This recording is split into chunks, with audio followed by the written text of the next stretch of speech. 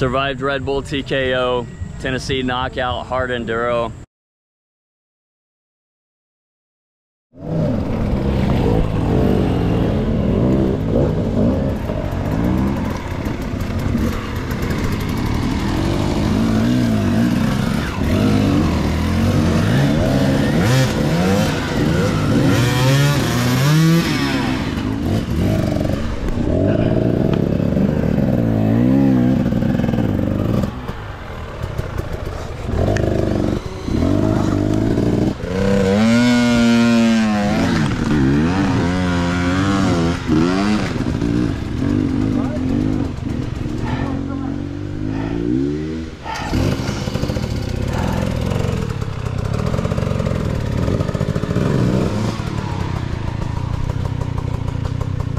Be honest, guys, that's pretty bad. I'm stuck.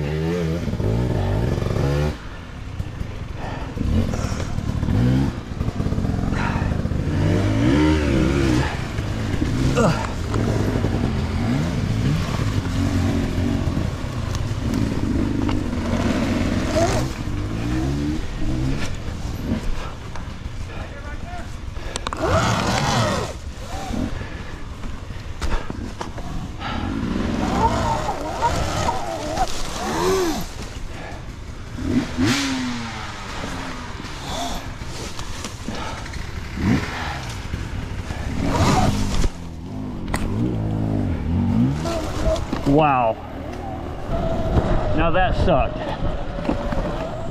On this little beast of a bike, it actually did so well for me, and I kind of just wanted to take you guys through what I did to get my bike prepped for the actual race itself. So first off, it's going to be interesting to see everyone's takeaway from this race, because it was extremely hard, very, very difficult.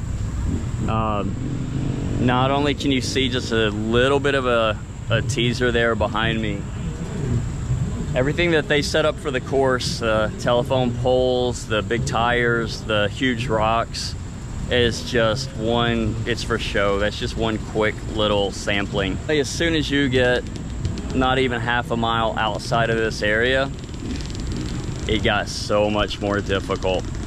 The rock gardens, riding inside a creek. At one point we went through a river that was riding the bike, feet on the pegs, high enough water to go inside my boots. So what is that, 2 feet off the ground maybe? It's a tough race. Anyway, survived. So let me talk about how I set up my bike for the race itself. So you guys probably know from most of our other videos, I always run 16-19 almost exclusively. Brian typically is on the 18-21s, bigger wheels, so I'll typically go 16-19. I love them though. I would not go bigger, mostly because I like how light, nimble the bike is. We've talked enough about that in our other videos. We have Mousse Tubes front and rear, so there are no inflatable tubes inside these tires. You saw that in Brian's video. It is a Kenda Ibex, and not only is it just super gummy, you can't flap, right? Pretty big benefit for a race like this, because when we lace in a little bit of our footage to show you how tough the terrain was, it was a requirement. There were a lot of people that didn't finish for various reasons. I came through unscathed. The bike is actually in surprisingly good condition, considering what we just put them through. I have a back 4000 on a 60-volt battery. I'm 155 with my gear on, so it actually works really well for me. But spoiler alert, most Surrons out here overheated during the race, pretty much throughout the race. I can't tell if it was just how steep the hills were. Starting from a dead stop, going straight up a hill can zap the motor pretty quickly. Even stock Surron bikes. This is full power in 5. We're overheating. They did amazing though. The feedback, everyone that was on dirt bikes, people coming up to us in the pit, they just couldn't believe how easily we could go through some of the rock gardens and some of the terrain. I was actually joking with some dirt bikes as we were racing that they made a comment like they were blown away by how fast we were on the tight trails, and that's where these things really shine.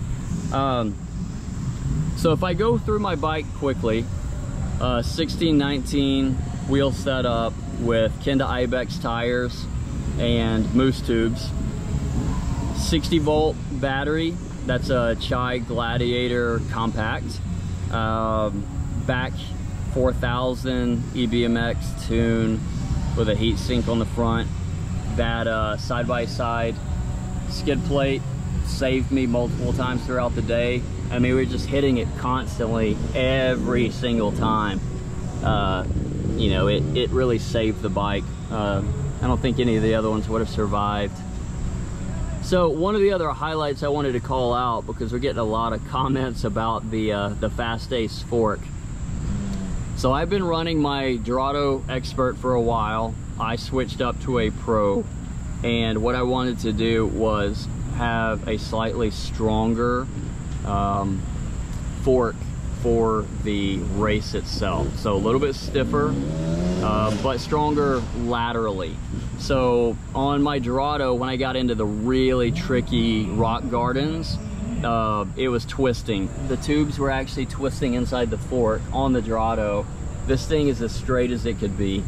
It was actually rock solid throughout the whole race. I'm really happy with it. You guys will see in the results that Brett, one of our riders, finished, I think it was 24th overall on his bike. Beat all the big bikes. Also with the FastAce that we've been running, and we kind of compared some notes when we got back. And you know, the biggest thing about suspension, if you don't think about it, it's working as it's intended. It's working really well. So really surprised with the FastAce. I'm gonna keep it on my bike. I have a slightly tuned version. We did change the oil and the valves. It does not yet have the heavier spring in it. This was my test run. And then of course the EXT Arma in the rear, just an amazing shock. That has really surprised me since I've had it on the bike. Not just because you know, we sell them, but to get all the feedback from all the other riders out here that had an Arma MX on the back, just talking about how much they love it. Anyway, really good shock. The anti-bottom out features are just incredible.